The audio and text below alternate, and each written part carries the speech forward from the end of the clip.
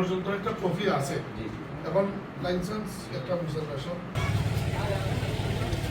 সে এখানকার এই বাজারে নন্দনপুর বাজারের বৈধ ইজারাদার আর এবং তার যে কয়েকটা দাগ ছিল 501, 499, 500, 501, 508, 518 সবগুলো দাগের সম্পূর্ণ ঠিকঠাক বোঝাই দেওয়া হয়েছে। পরিমাপ করে করে জায়গা চিহ্নিত করে দেওয়া হয়েছে। আমি বৈধ ইজারাদার, আমাকে পয়লা বৈশাখ ওরা আমাকে সমঝিয়ে দিয়েছে, আজকেও এসে সম্পূর্ণ জায়গা সহ আমাকে সমঝিয়ে দিয়েছে। আমি কোনো ধরনের চাঁদা না, আমার মোবাইল নাম্বার সিল সবকিছু সহ আমি দিয়েছি। কিন্তু দেখা যায় যুবলীগের নেতা ফিরোজ আলী মেম্বারের ভাই, উনি প্রথম ফেসবুকে দিলে যে আমি নাকি নন্দনপুর বাজার থেকে চাঁদা উঠাই।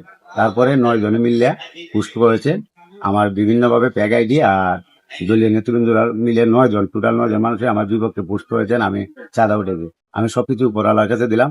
আমি